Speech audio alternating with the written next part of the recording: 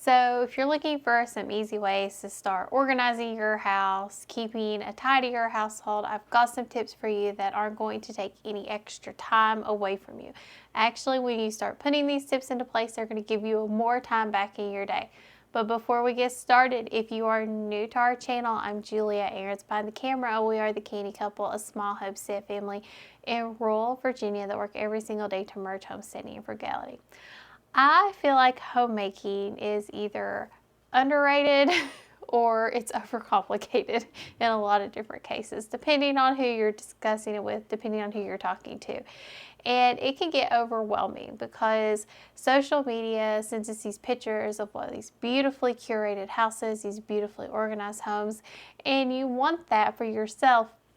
And it is so hard to get there. It is so hard. You're like, how do I even take the amount of stuff that I have without downsizing? Because sometimes, especially on a homestead, we need that stuff without getting rid of that stuff. How do I take the stuff that I have and make it look like this? And a lot of times it's not possible. But there are ways to manage and control the chaos, the mess. I've had to learn this over the years, and I've gotten better at it because I feel your pain, I feel your stress, I feel your frustration. We all want to clean our home, especially when you're on a homestead. I can tell you the grass on the floor drives me crazy, and I'm the one that tracks in most of it. I track in most of the grass because I'm the one that does most of the weed eating.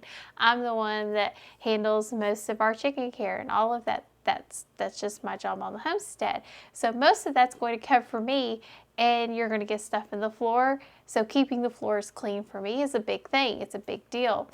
And before I got really frustrated, especially when we had carpet, so we ditched the carpet and went with something that was easier for me to keep clean. Well, now I see all the dirt. So I feel your frustration. So how do we make this easier? Let's talk about it. But first, let's define homemaking.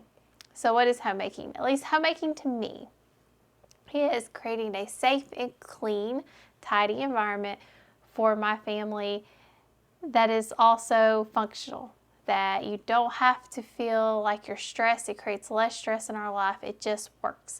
And I feel like over the past 2 years, I've done a really good job of this. What do you say, Aaron? Yes, definitely. The house functions really, really well.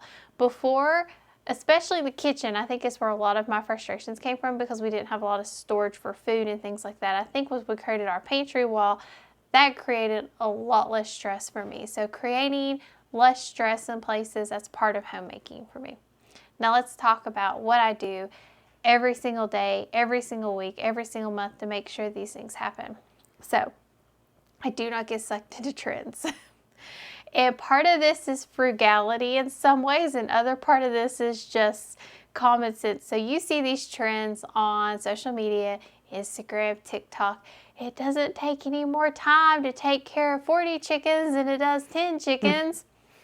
Might not take you more time to feed them, but it's going to take you more time to clean up after them. It's going to take you more time, more money to feed them. You have to think of, where are you going to shelter them? All of these things. So don't get sucked into trends. Don't get sucked into organizing trends where you have to buy a lot of extra stuff. Because listen, I almost do this too.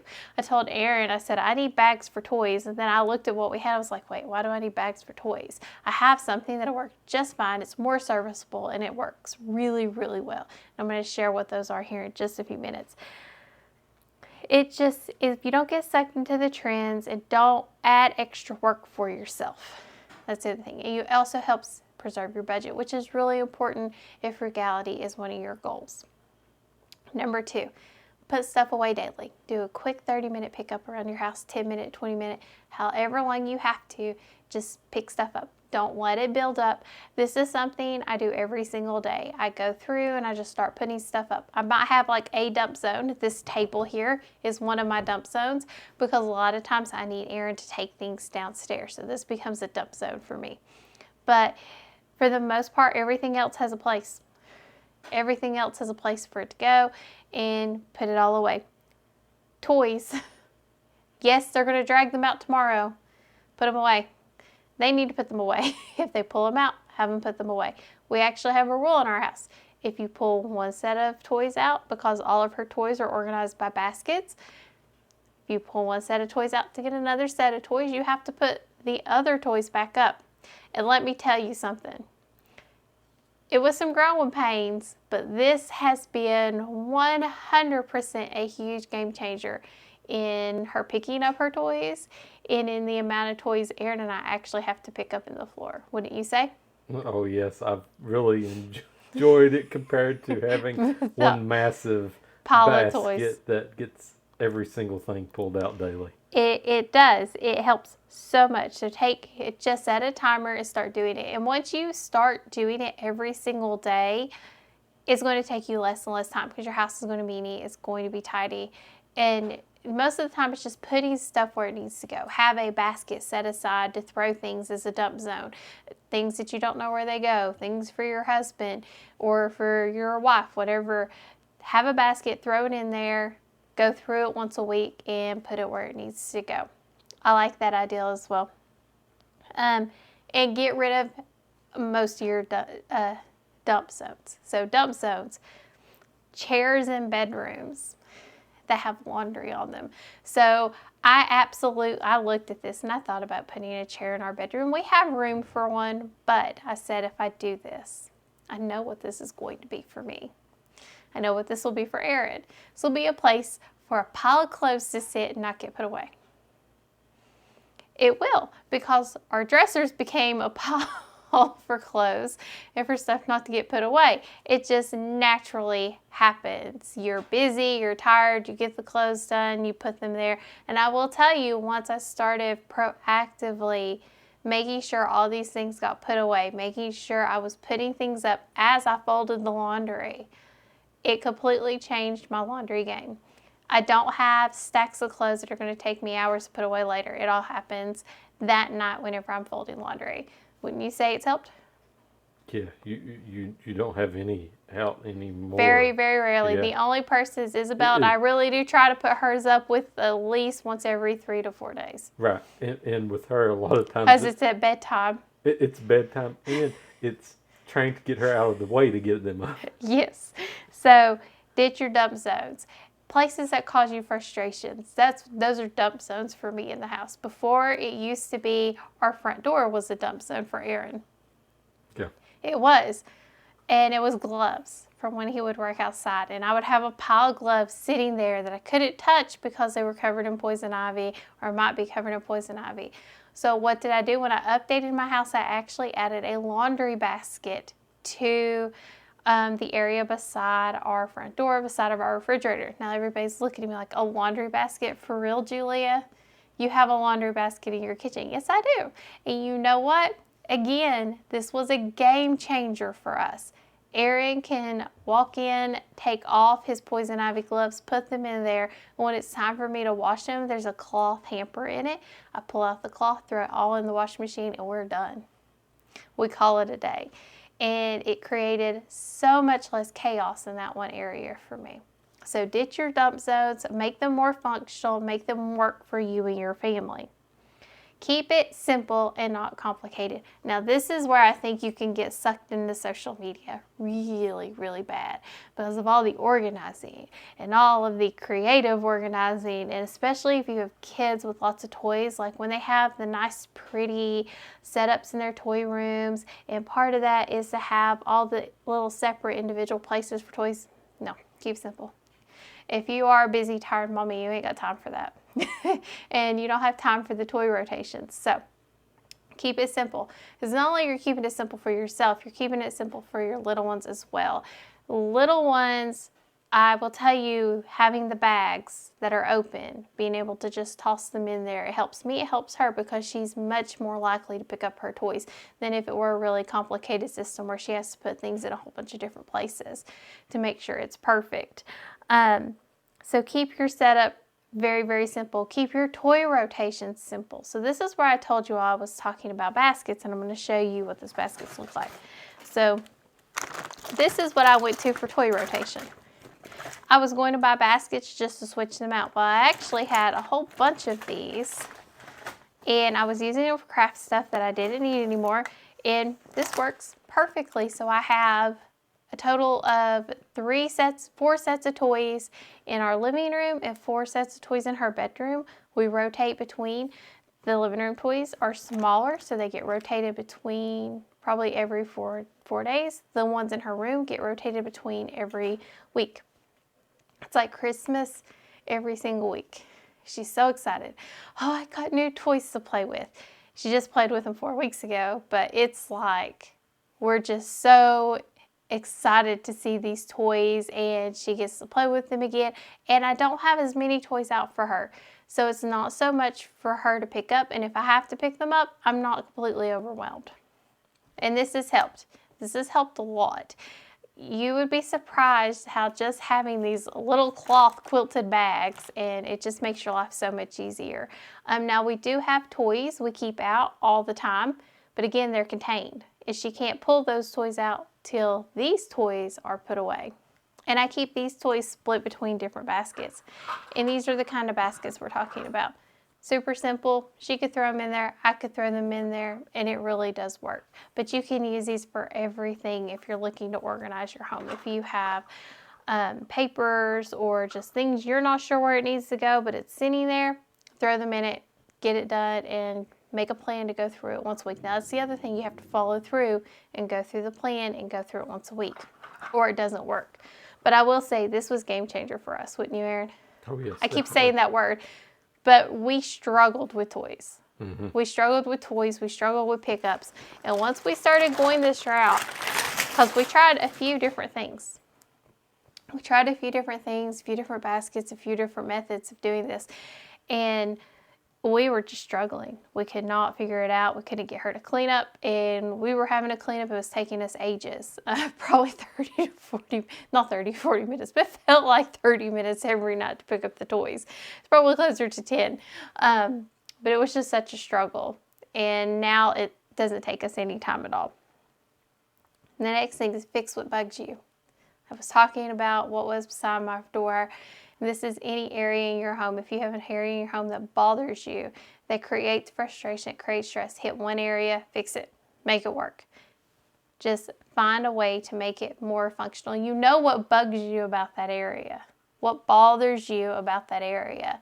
Make it work. And make it work if it'd be better if you can make it work with what you already have. If you can make it work with what you already have on hand, and most of us have a lot of stuff on hand, we can make it work, like the toys and the toy rotations. I made that work with bags we already had on hand instead of having to go and spend more on cloth baskets that I was going to switch between, and it's worked really well. Cleaning rhythms. I know, cleaning. But listen, we still have to clean. We still have to pick up. We have to make sure these things happen. We have a daily cleaning rhythm in our home. Toys have to be picked up every day. Toys have to be picked up at nap time, at bedtime, when you leave your bedroom. That's a rhythm for us. Laundry is on a rhythm. Running the dishwasher is on a rhythm. Doing our floors, we have a rhythm for that. And that keeps our house running very smooth. Because if I'm not able to do it, Aaron knows the process. He knows when to run the washing machine, when to run the dishwasher, and we're not wasting electricity or money by running it too often, and it's not getting, it's just the right amount of dishes or just the right amount of laundry, and it really does work for us. Dusting is another one. Make sure you get it when it's easy. Don't let it build up for yourself. I hard dust my house probably 1 to 2 times a year. And our house doesn't really get dusty because I dust it once a week. I dust our fans once a week. I dust everything. I take the duster. It might take me 20 minutes to do our entire house.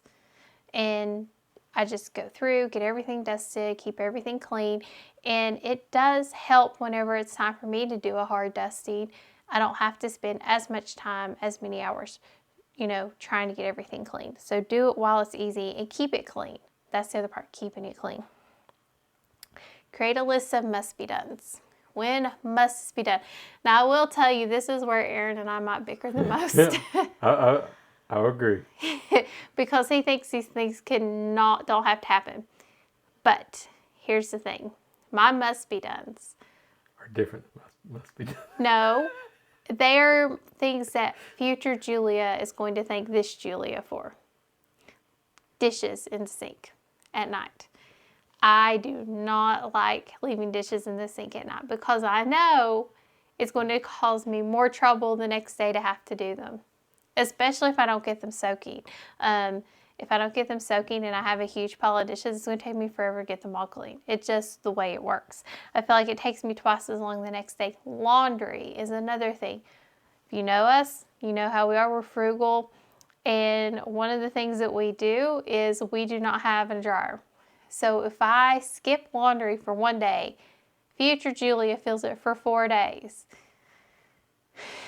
2 days for hanging it up, the next 2 days for putting it all away. So I feel it for 4 days if I skip a day of laundry, because we do our laundry every other day. We're a small family. We can get away with that. And so these are my must-be-dones. It really is. Now, Aaron might disagree. He's like, the laundry can wait. And I'm thinking, yeah, it takes me twice as long to have to do it then. And then I'm more exhausted. Plus, I don't know what I'm going to feel like in 2 to 4 days. So I like to get these little items done when they're easy. And this is where I call my must-be-dones. Just get it done and make a system, a plan to get those done whenever they need to happen. It doesn't have to be every day. For me, dishes is an everyday thing. Laundry is every other day. The dishwasher is every other day. But the day after the dishwasher runs, dishes need to be put up that morning. That's the next thing. So put clean dishes up in the morning. Get all of these things done when they need to be done. So get your must-be-dones. It really, really does help. And then my last thing is be willing to try new things. Be willing to try new ways of doing things. Don't get stuck in, this is the way we've always done it. This has always worked for us. Because if it's causing you frustrations or it's causing you stress, maybe it's not working for you. Not as well as you seem to think it is, because it's creating frustration and stress. So be willing to try a different way of doing things. You're looking to create habits. You're looking to create simplicity in your life and not spend a lot of time doing a lot of extra work. One of the things we looked at for me was trying to do something different to take something off of me, was finding a different way to clean our floors, because I was cleaning them every day. It was taking me 45 minutes to do the whole upstairs. So we found another way where it takes me maybe 5 to 10 minutes to do the whole upstairs, and it saves us a lot more time, because all I have to do is hit a button and monitor, and that works really well for our family. And that gives me 45 minutes to an hour back in my day where I can use it somewhere else. And it works. Works for us. So be willing to try new things. Be open to different suggestions and ideas that are going to work with your family. And just really focus on building these things for your family. Because what works for me, like our toy rotation, might not work for you. Because you might have, 4 or 5 kids, you need more toys out than I do. So you have to find a situation that's going to work for you. I will say one of the other things that I do to make life easy on myself and to simplify my processes, and I should have mentioned this earlier, was, this is a great tip. I make sure that anything we do for our home, because even hearing outside voices or seeing outside things is easy for me to put it away or to do it. And if it's something like Isabel's clothes, they all go in a dresser. In each dresser, with drawer, we know exactly what's in them. But we don't have any clothes in her closet. Her closet is set for her to use when she gets older and she can hang up her clothes herself. I hang up our clothes, Aaron hangs up his clothes, and that works really well for us. And for her, most of her clothes are play clothes, sleeping clothes, so there's really no need for me to hang these up. So make your life simpler for yourself and what works for you and your family. That's probably the biggest piece of advice. Do you have anything else to say? No. Would you say that life has gotten a lot easier? Yes, definitely. Especially the house. It runs smoother. Yep. It runs much smoother.